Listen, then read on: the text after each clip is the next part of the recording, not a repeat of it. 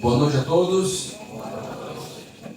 Vamos então dar continuidade aqui à nossa trajetória espiritual, nossos momentos de pregação e reflexão.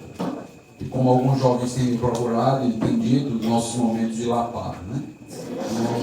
Vamos continuar. Então, eu quero agradecer aos irmãos. Eu não compartilhei ainda de púlpito, mas tem 2 dias pelo menos que eu estou com uma virose, e essa virose tem me debilitado bastante. Então fico um pouquinho aqui, já tenho que ir para o quarto, me deitar, o corpo muito quebrado e com alguns sintomas bem indesejáveis que eu não vou nem mencionar. Então não tenho conseguido me alimentar direito, mas Deus tem mantido. Então peço oração para que vocês estejam orando por mim, para que Deus possa continuar me usando aqui no meio de vocês. Então vamos fazer uma oração, pedindo que Deus nos dê a reverência, a concentração devida. Mesmo com essa virose, eu tive a oportunidade hoje de conhecer algumas pessoas que eu ainda não conhecia, conhecer alguns nomes, me identificar com algumas pessoas. Conheci pessoas que estudaram na mesma instituição que eu estudei e são corintianas. Conheci. Vou nem dizer quem é, mas eles são. Vamos orar. Deus amado, Deus Todo-Poderoso, muito obrigado, Senhor, por essa noite, obrigado por este culto, por cada jovem que o Senhor trouxe. Que o Senhor, ó Deus, seja honrado e glorificado em nossas vidas. Sabemos quem somos, não temos a mínima intenção de ser hipócritas e de tentar vender uma imagem da qual realmente nós somos. Nós estamos diante do Senhor, com teus olhos nos sondando e nos conhecendo total e completamente. Que nós possamos, ó Deus, crescer, corrigir o que precisa ser corrigido, mudar o que precisa ser mudado, receber as exortações do Senhor e juntos sermos um povo mais forte, jovens, mais ativos na tua seara santa. É o que nós te pedimos em nome de Jesus. Amém. Novo, diferente, fantástico, método, marcante, revolucionário, transformador, exclusivo, único, impactante, impressionante, inédito, inovador. Este é um grupo de palavras que nós estamos bem acostumados a ouvir e que acaba identificando não apenas uma postura consumista na área mercadológica e de negócios, marketing, mas também acaba adentrando nas nossas expectativas espirituais. Há um certo anseio nos nossos corações por ter, ser ou viver algo extraordinário. Eu falei hoje pela manhã a respeito da nossa vida privada, da nossa espiritualidade e de como nós estamos deturpando o conceito de espiritualidade numa busca incessante por uma certa frenesi, por um certo misticismo que acaba nos frustrando com a nossa vida comum com Deus. Nós temos buscado métodos que fujam do comum, do ordinário, e buscando então algo diferenciado como igreja, como culto e assim por diante, como cristianismo, por que não dizer.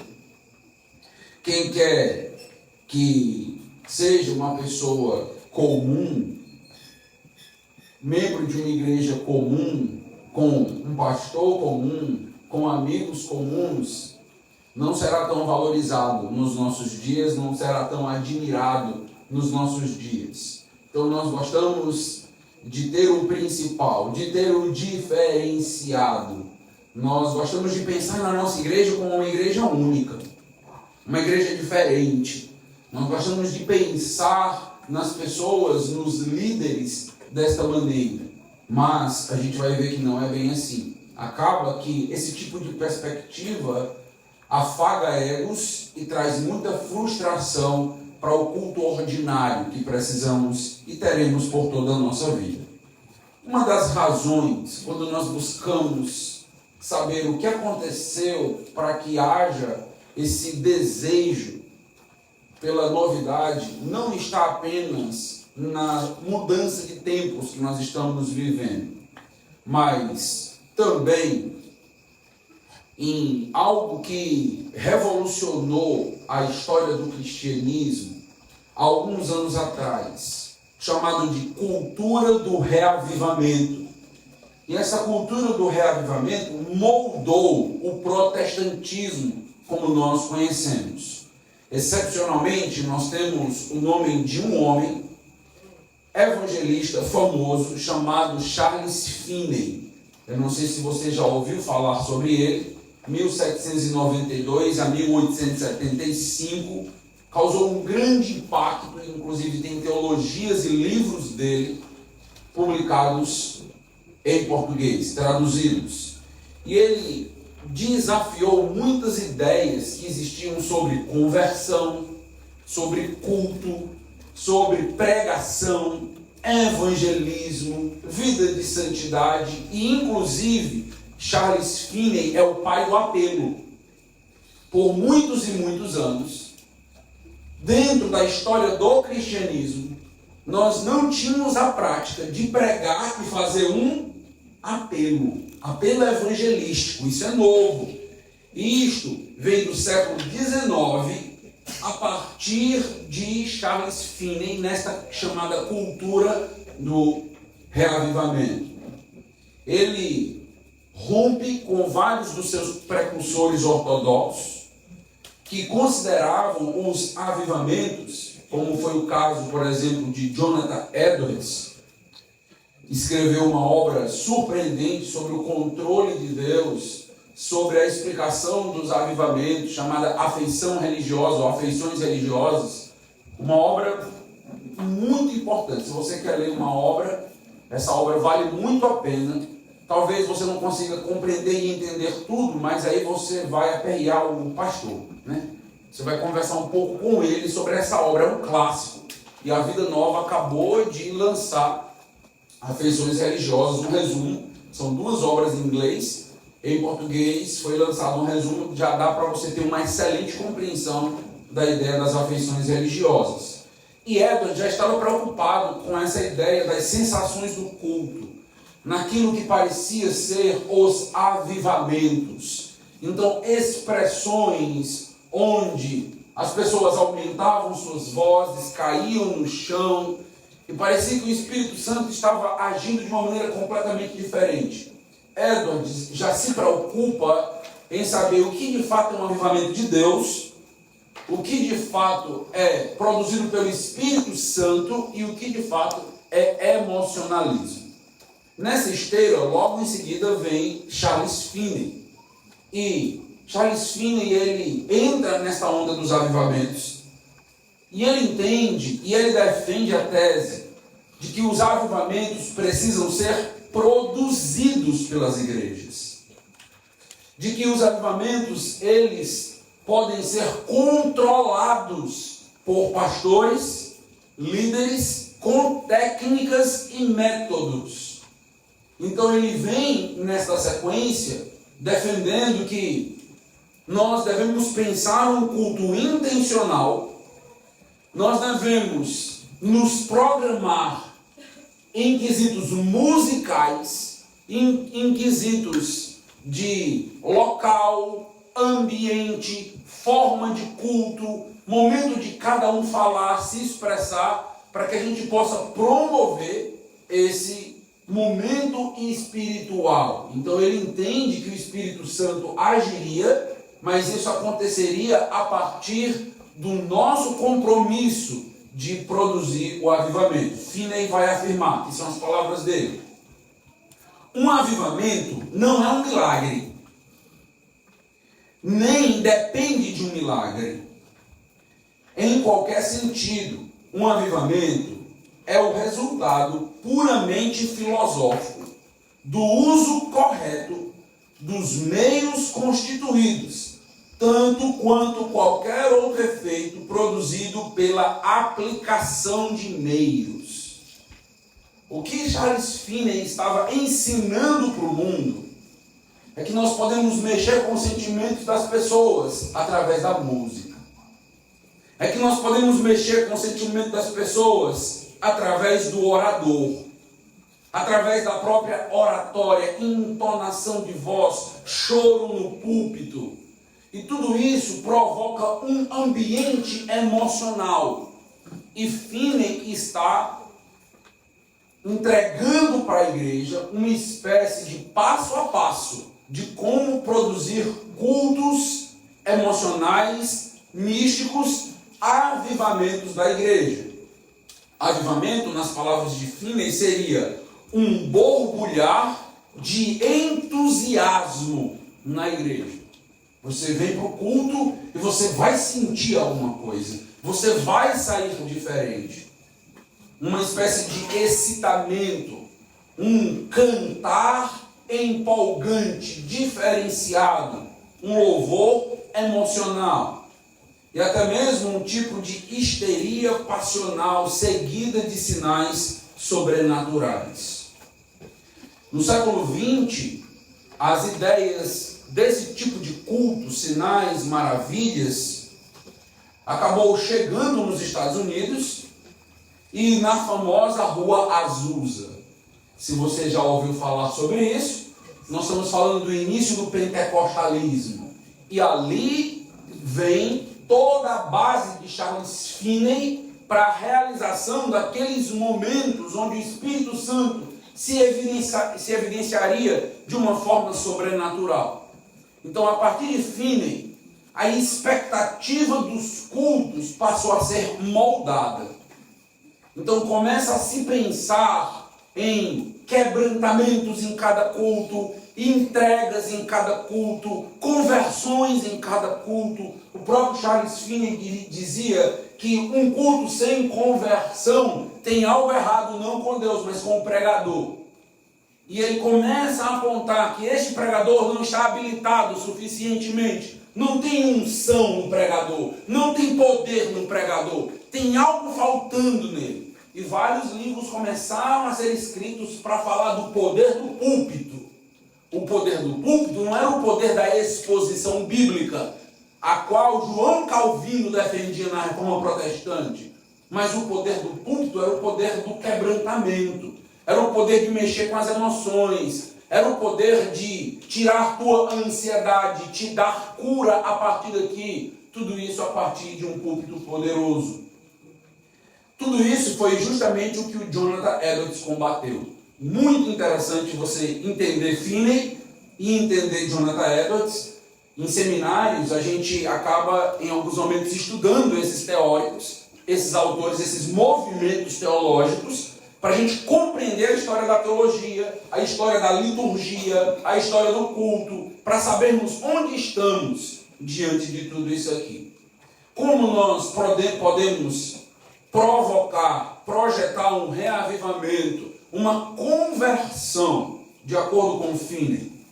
Finney vai dizer o seguinte: primeiro nós precisamos de reuniões longas, prolongadas, madrugadas de oração, vigílias de oração, para maximizar uma espécie de pressão psicológica sobre os pecadores, para que eles possam chegar ao ponto de não ter mais resistências e tomarem suas decisões. Veja que tudo isso acontece nos nossos dias, em muitos dos movimentos que nós conhecemos. Segundo passo, devemos pressionar o pecador individual e nos dirigir a ele diretamente do púlpito. Tudo em dramas meticulosamente direcionados e dirigidos. Devemos pressionar e convidá-los a uma decisão, a saber, apresentar-se ao banco ansioso. A igreja criou o que é chamado de banco dos ansiosos. O banco dos ansiosos, aqueles que estavam ali e não tomavam uma decisão, eles iam para o banco dos ansiosos para serem pressionados até tomar uma decisão. Mas haveria decisão, nem que fosse através desse banco. Finalmente, nós segundo Finney, criaríamos uma atmosfera emocionalmente carregada. Para Charles Finney, a liturgia era muito monótona, era muito dura, era uma liturgia chata. Precisava que a liturgia mexesse mais com as nossas emoções. Nas palavras do próprio Finney, o evangelista deve produzir excitações suficientes que induzam os pecadores às lágrimas e ao arrependimento. O raciocínio era basicamente de que a mensagem e os métodos cristãos antigos, ortodoxos, que por basicamente 18 séculos foram utilizados, eles agora eram fracos, eram ordinários demais, comuns demais. Era preciso mudar a liturgia, mudar a igreja, mudar a maneira de pensar a adoração, mudar a maneira de pensar a pregação. Tudo isso precisava ser revolucionado. Não era mais o que acontecia na igreja e em casa toda semana que realmente importava, mas sim o reavivamento. Provocar este momento borbulhante de excitação emocional a cada culto, a cada experiência. Infelizmente, como eu mencionei para vocês, nós já fomos infectados ou por termos bebido desse tipo de teologia e fonte sem nem perceber dentro de igrejas pentecostais, ou por vivermos em uma atmosfera que nos influencia diretamente a ter esse tipo de expectativa. Nós vamos para um culto esperando que algo grandioso surja, que algo grandioso aconteça, que a mensagem seja extraordinária, que ela fale para mim diretamente. Esperamos alguma coisa que nós nem sabemos muito bem o que é, mas nós vamos com esse tipo de expectativa. Algo precisa acontecer. Nossos cultos hoje também trazem uma certa sonolência em muitos, um certo cansaço. E há tentativas cada vez maiores de mudanças nestes cultos. Eu não estou falando apenas de adequarmos ou readequarmos alguns aspectos litúrgicos e incluirmos determinados cânticos, determinados ritmos. Eu não estou falando apenas dessa discussão que chega até a ser muito rasa de tipos de instrumento e tipos simplesmente de estilos musicais. Eu estou falando da emoção sendo colocada e carregada em cada culto de maneira intencional. Eu estou falando de pregar, de fazer um apelo, vir alguém se posicionar no teclado, começar a tocar teclado com um propósito e com uma intenção. Qual é? Emoção. O pastor está falando, está pregando a palavra de Deus, está fazendo um apelo para a sua vida.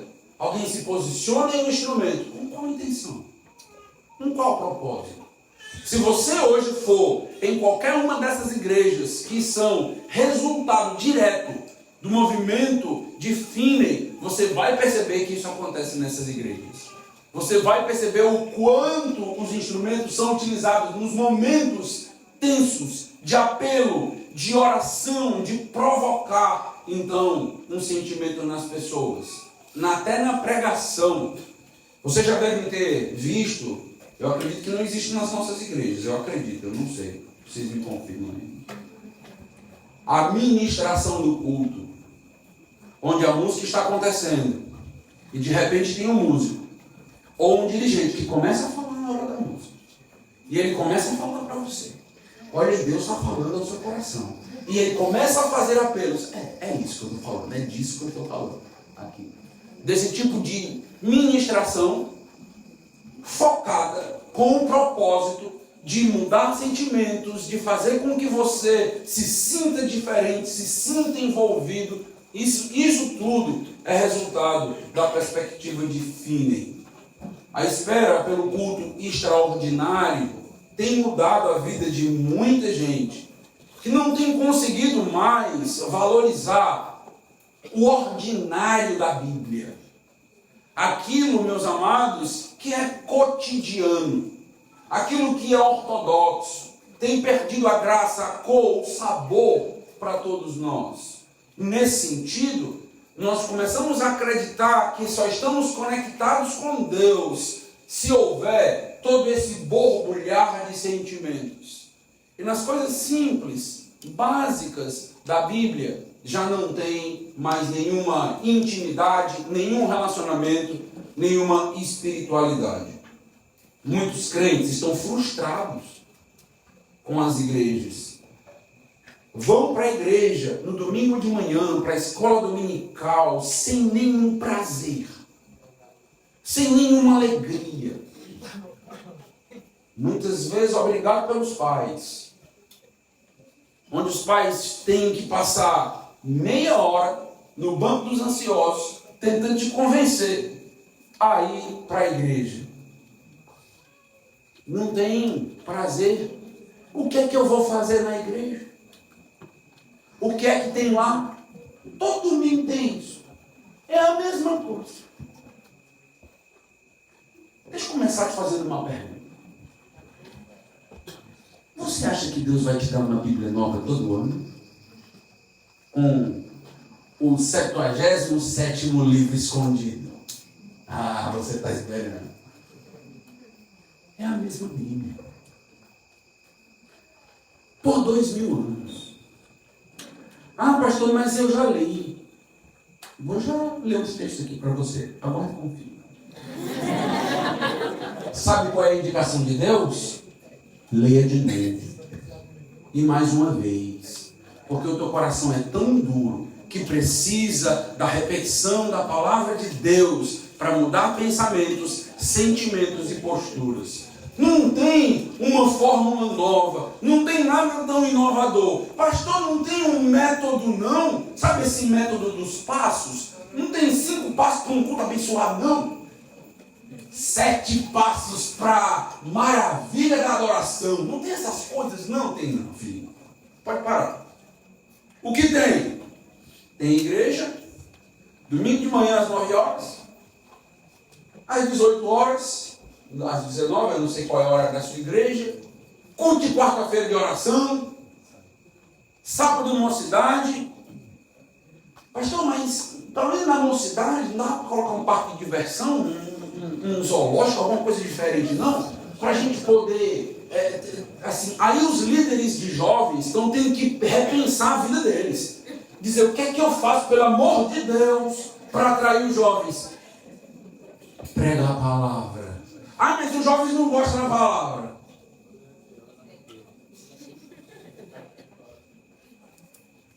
Aí uma angústia no coração dos líderes de jovens, uma angústia no coração dos pastores. Mas o que é que a gente vai fazer para chamar a atenção? Vai se vestir de baile? Vai fazer o quê, meu amigo? O que é que você vai fazer como igreja cristã para chamar a atenção dos jovens que estão desconectados com Deus e não estão nem aí para Deus? Ah, pastor, se a gente chamar eles para o cinema, dá certo. Não é errado ir para o cinema em algum momento com eles, não tem nenhum problema com isso. Eu tenho um problema com as inúmeras inovações que chamam a atenção, que encantam, que prendem. Olha, porque se não tiver algo diferenciado, aí não dá. Coitado dos líderes de jovens aí. Biblicamente falando, não é assim. Biblicamente falando, Deus se manifesta através de sinais, prodígios, maravilhas. Nós encontramos isso na Bíblia. Nosso Deus é um Deus onipotente, que abriu o mar vermelho, fez obras imensas, maravilhosas, grandiosas. Mas esse mesmo Deus age no ordinário. Esse mesmo Deus se manifesta através de coisas simples, pacíficas, silenciosas, rotineiras, cotidianas. Veja um texto curioso comigo. 1 Reis, capítulo 19.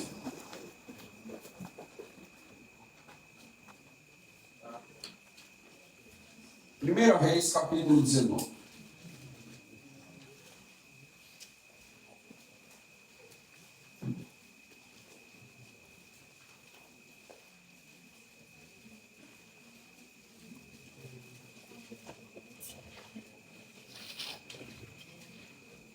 Nós estamos aqui no texto clássico de Elias no Horebe. Olha aí comigo, 1 Reis 19, versículo 11. Então lhe foi dito a Elias: saia daí e fique diante do Senhor no monte. Eis que o Senhor estava passando, e um grande e forte vento fendia os montes e quebrava as rochas diante do Senhor. Mas o Senhor não estava. Como assim? Esta é a manifestação do Senhor. Poder, as rochas sendo quebradas, vento. O Senhor não estava nisso tudo. Continue. Depois do vento houve um terremoto. O que é que o texto diz? Mas o Senhor não estava no terremoto. Depois do terremoto veio um fogo, agora sim. Mas o Senhor não estava no fogo. E depois do fogo veio o som de um suave sussurro. Qual dessas opções você acha que Deus está? Se eu quiser, eu No texto de Elias, ele não está na ventania, ele não está no terremoto, ele não está no fogo, ele está no vento suave. O vento suave passa. Deus está no vento se manifestando de uma maneira muito tranquila, suave, agindo na vida de Elias, operando na vida de Elias. É importante perceber que Deus age na sua providência de diversas formas, de diversas maneiras. E que nós não podemos criar essa expectativa de que Deus só age no terremoto, no fogo, que Deus só age na ventania. Deus age nas coisas simples. Deus age nas coisas silenciosas.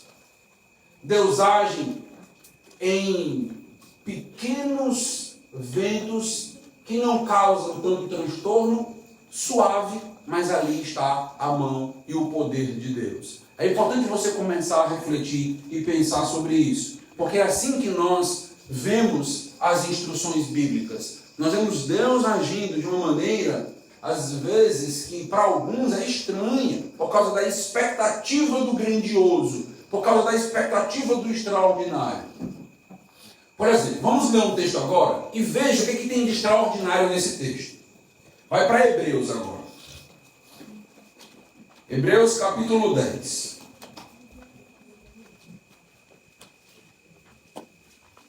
Veja se tem alguma coisa tão extraordinária aqui nesse texto.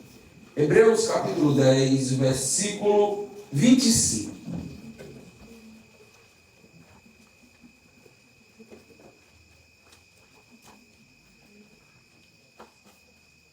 O autor de Hebreus, provavelmente pastor desta igreja, está trazendo então uma exortação para todos os irmãos, dizendo: não deixemos de congregar como é costume de alguns, pelo contrário, façamos admoestações, ainda mais agora que vocês veem que um dia se aproxima. Congregar. Está na igreja todos os domingos, domingo após domingo, escola bíblica dominical após escola bíblica dominical, culto após culto. O que tem de tão extraordinário nisso? Percebe que pode ser algo muito monótono, rotineiro, mais um domingo, mais um momento.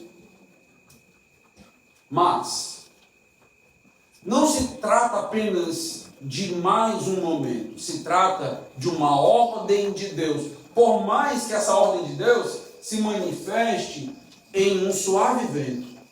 Você se levanta, vai para a igreja. E isso evidencia que você está cumprindo a vontade de Deus. O simples fato de você se congregar, de você estar lá com os irmãos, de você fazer parte daquela comunidade, de você se fazer presente, de você abençoar e ser abençoado. Não tem nada de tão maravilhoso não é um método inovador, mas é um método de Deus. É um método de Deus para que a gente esteja conectado com Ele e com o seu povo. Simples. Como está a sua vida com a igreja? Você tem ido para a igreja? Todos os domingos? Tem participado?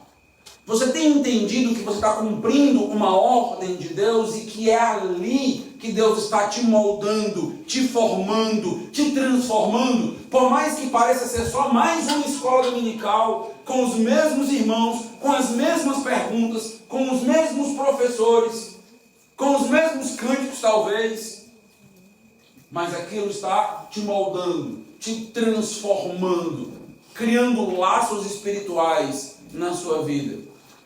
Simplesmente quando falamos de relacionamento com Deus, intimidade com Deus, nós temos as expectativas bíblicas sobre a nossa adoração pública. E a mais básica é congregar. A mais básica é fazer parte. O texto diz: admoeste, porque o dia se aproxima. Cristo está voltando. Onde você quer ser encontrado por Ele na sua volta? Junto com o povo de Deus, louvando, adorando, ou aquele culto já não tem mais graça para você? Quando você recebe um convite para ir para o shopping, para ir para o aniversário, para fazer qualquer outra coisa, isso se torna mais atraente do que congregar com os irmãos. Ah, eu vou para a igreja quando não tenho nada melhor para fazer. É assim? Você não está íntimo de Deus. Você não entendeu que Deus opera e age simplesmente no seu congregar. E Ele vai transformando sua vida a partir disso. Mas não é só esse meio ordinário que Deus usa, um meio simples de estar na igreja. Veja Efésios 5.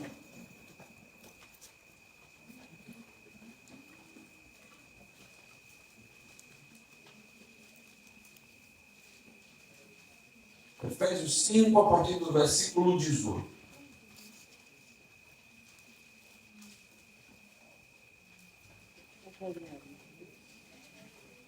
Efésios 5, versículo 18. Não vos embriagueis com vinho, onde há dissolução, mas enchei-vos do Espírito.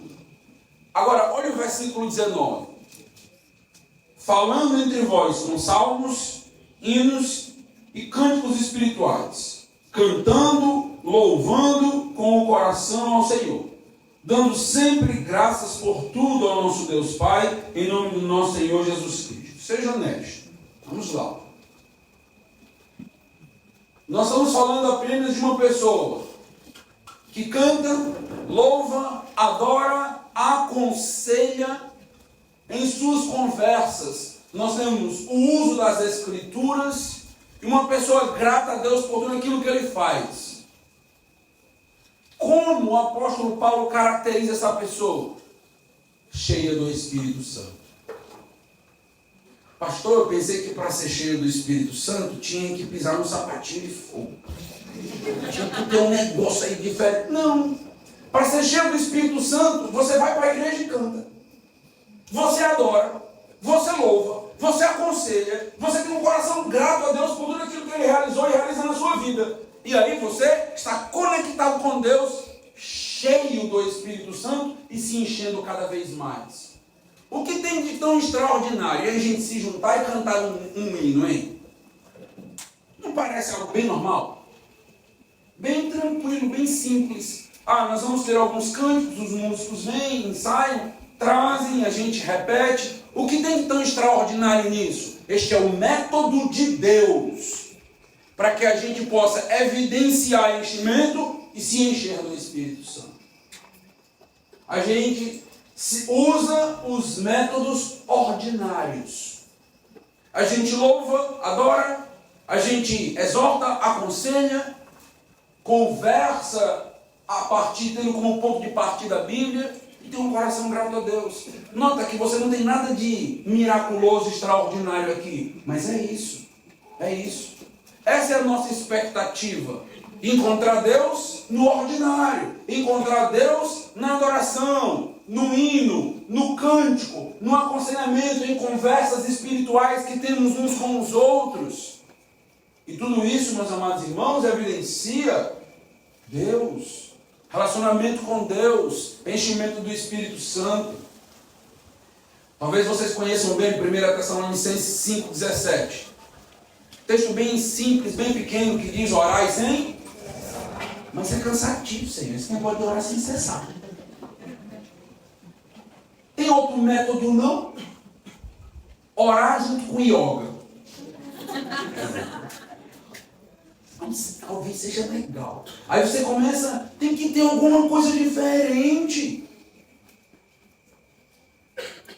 Método de Deus. Ora. Mas continua orando, não para não. Ora. Que a tua vida seja uma fragrância de oração para Deus. Que a todo momento você recorra a Deus. Que a todo momento você agradeça a Deus. Um culto que é cheio de poder e louvor, culto de oração. Orar sem cessar. Culto de oração. A gente veio para quê? Qual é o milagre que vai ter? Não vai ter nada, vai ter oração. E é o que agrada o coração? É um método do Senhor. Não se canse do método do Senhor. Não se enfade, não boceje do método do Senhor. Esse é o método de Deus. Em alguns momentos em aconselhamento, a gente diz para as pessoas assim, ó, você precisa orar mais. Ela diz, só isso. Planta bananeira também. Ajuda. Não é só isso, meu amigo. Você não entendeu nada. Você não entendeu, você é crente. Esse é o método de transformação de Deus. É quando você abre seu coração, rasga sua alma, se mostra diante de Deus como você é. E Deus vai derramando o bálsamo de cura na sua vida. Na oração, na intimidade com Ele, na conversa com Ele. Conectados com Deus, conversando com o Pai. Não, mas era bom se tivesse uma terapia atrelada. Não sou contra. Tem terapias bem interessantes. Mas, se as terapias substituem o método básico de Deus, você está equivocado. Você perdeu a visão, perdeu a percepção. Deus age no básico. Deus está nesse momento que estamos aqui, de culto, de louvor, de adoração. Perceba que o telhado continua do mesmo jeito, as cadeiras do mesmo jeito, está tudo do mesmo jeito. E Deus está agindo. Porque Deus age através da pregação. Lembra de Romanos 10? A fé vem pela pregação. E a pregação pela palavra de Cristo. Acontece algo extraordinário na pregação. Acontece um milagre na pregação. Mas é um vento suave. Não tem ninguém imitando bicho. Deus edifica. Deus transforma. É silencioso o que está acontecendo. É aqui dentro. Há uma maturidade. Há cada vez mais uma proximidade de Deus. Fé é derramada no nosso coração. Porque fé é um dom. E Deus vai te concedendo fé. Você vai crendo naquilo. Às vezes nós nos perguntamos, mas o que eu posso fazer para aumentar a minha fé? A fé vem pela... Escuta a pregação. Vai para a igreja. Escuta a pregação. Não vai passear no pátio. Não vai ficar o tempo todo no banheiro dentro do espelho. Olhando lá o espelho. Espelho meu, tem alguém mais bonita do que eu. Você vai ouvir pregação. Você senta, fica sentado 50 minutos, 1 hora. E sabe o que vai acontecer? Em 1 hora, Deus está falando através de um ser humano. Você quer um milagre maior que esse? É Deus falando. Você continua acreditando que Deus está falando através da boca do seu pastor? Respira fundo, pode respirar. Eu estou indo para a igreja todos os domingos.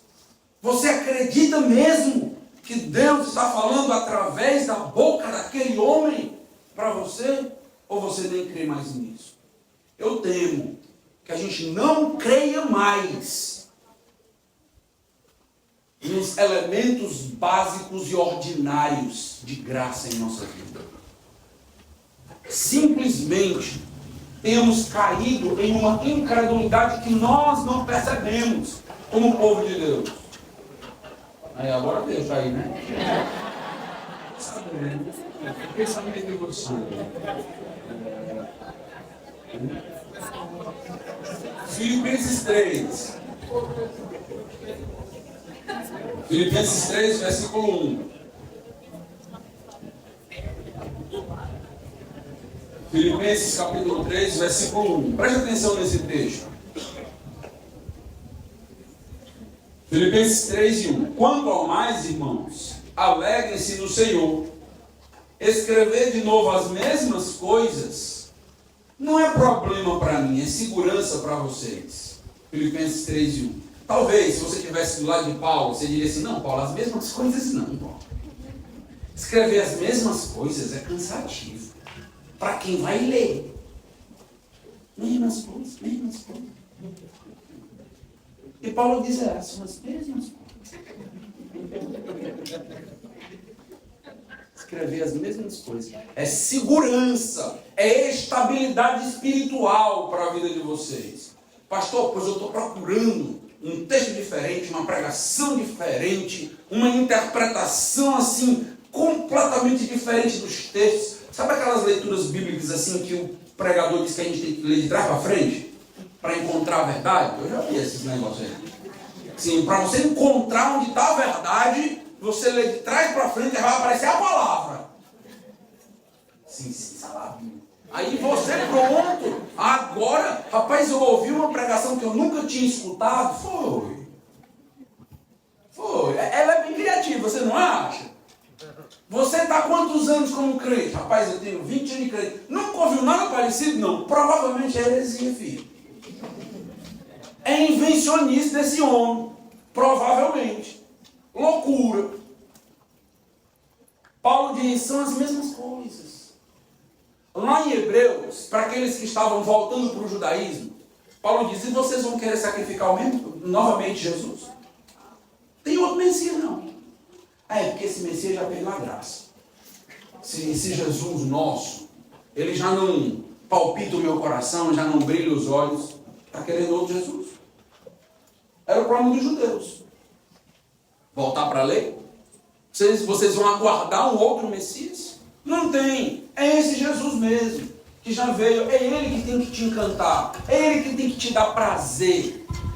Se você não consegue ter alegria e prazer nele, não vai ter outro, não tem outro. Não tem um outro Messias, não tem uma outra igreja, não tem uma outra palavra, não tem outros meios. Tudo isso vai te enganar. Nós estamos aí repletos de igrejas, fazendo milhões de invencionices para atrair as pessoas, mas estão deixando de lado o básico. Porque as pessoas não aguentam ouvir uma hora de pregação, mas elas aguentam 1h30 de cântico e teatro. Aí quando é para maratonar no Netflix, aí aguenta. The Chosen. Aí aguenta, meu amigo. Aí, não, mas 1 hora de pregação não dá, pastor. Você está brincando com coisa séria. Bíblia, palavra de Deus, é coisa séria. É coisa séria. É isso que te aproxima dele. É isso que te conecta com ele. É isso que te dá intimidade com ele. Não tem outras fórmulas. Não tem outros meios. É isso mesmo. Cuidado. Lembra de um texto clássico de Romanos 1,16, quando ele fala sobre o Evangelho? Ele diz o que do Evangelho? Ele é o quê? Não me envergonho do Evangelho, por quê? Você acredita que o Evangelho tem o poder de Deus? Ele é o poder de Deus para salvar? Ninguém pode ser salvo sem um Evangelho. Amém? Amém? Ninguém. É por isso que a igreja só não pode abrir mão do Evangelho. porque a igreja se torna inútil. Nós perdemos a nossa força. Nós não somos um clube social. Nós não somos uma ONG. Nós somos uma instituição inaugurada no Pentecostes pelo Espírito Santo de Deus, que nos deu uma missão: mas recebereis o poder ao descer sobre vós o Espírito Santo e sereis minhas. É isso. É só isso. Pastor, mas não tem nada de tão extraordinário, não. O extraordinário está naquilo que a palavra faz. Lembra da tua conversão? O extraordinário foi Deus transformar a tua vida. O extraordinário foi Deus mudar a minha vida. E eu quero encerrar rapidamente falando para vocês sobre isso. As primeiras vezes que eu ouvi o Evangelho, eu não aceitei que o Evangelho fosse pregado para mim. Eu entrava em ônibus e algumas pessoas se sentavam ao meu lado para me entregar folhetos evangelísticos. E eu dizia para elas: você tem duas opções, você para de falar ou eu me levanto. Eu não aceitava. Eu achava o Evangelho coisa de ignorante. Pois é. Era assim que eu pensava. Envolvido desde muito cedo com o pensamento político, usando camisa do Che Guevara. Eu entendo você, né? Aí eu fui cursar economia na FEAC. Grevista, meu amigo. Não. Esse era o meu pensamento, era como eu pensava. Então, assim como a própria perspectiva de Marx e toda a ideologia ateísta, era assim que eu pensava. Não faz nenhuma diferença Deus, não existe Deus. Não faz nenhum sentido pensar sobre isso. Até que o poder da palavra me alcançou. Até que em determinado dia, eu comecei a ler um livro que eu tinha recebido de presente, e que no dia que eu recebi de presente, eu joguei esse livro em cima da estante e disse: eu nunca vou ler esse livro. Mas recebi por educação. Determinado dia, eu estava em casa. Saía para a festa todo final de semana. Todo final de semana. Depois as coisas ficaram chatas só no final de semana e eu saía a semana inteira. Chegou determinado dia, num sábado à noite, que saía com primos, amigos, classe média, tinha uns carros, muitos amigos. Não tive vontade nenhuma de sair de casa. E deitei no sofá, disse: não, vou ficar em casa. Não tive vontade de sair de casa, fiquei ali. Meu primo, sempre companheiro de farra,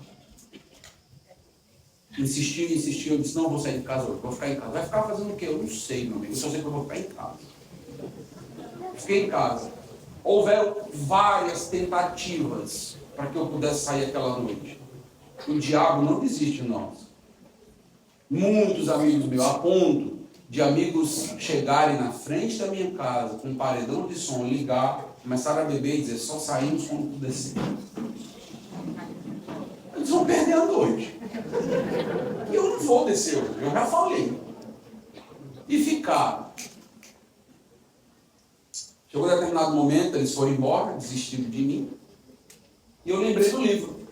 O nome do livro, na época, se chamava Tem Certeza, Amigo? Livro do pastor Mauro Clark. Peguei o livro, comecei a ler. Eram 20 perguntas, eu não sei como é que está hoje, eu sei que mudou o nome, eu já tenho certeza só. Mas eram 20 perguntas para alguém iniciar na fé. Comecei a ler, pergunta após pergunta, pergunta após pergunta, achando o livro bem curioso, com muita coisa. E, induzido a terminar aquele livro, fui lendo cheguei no final do livro, bem próximo do final, me veio um pensamento. Eu disse, certo, se é do jeito que esse homem está dizendo aqui, como é que fica as pessoas que nunca ouviram o Evangelho? Vão ser condenadas. Mudei a página, tinha escrito, e os ímpios? É desse jeito, é desse jeito. Eu disse, rapaz, eu tenho que ler isso também. E fui ler. Deus usou aquele livro repleto de passagens bíblicas na minha vida. E quando eu terminei aquele livro, eu estava quebrantado diante da janela, olhando para o céu, pedindo perdão a Deus e chorando. Eu não sabia explicar. Eu só sabia chorar. Senhor, me perdoa. Me perdoa por quem eu tenho sido até hoje. Me perdoa por tudo que eu tenho feito. O Senhor conhece todos os meus pecados um por um. Me perdoa. Meio simples. Deus usou um homem para escrever um livro com conhecimento bíblico. Deus usou uma leitura bíblica, uma leitura de um livro e transformou a minha vida completamente. Esse é o poder da palavra de Deus. É o que Deus faz, salvando e transformando.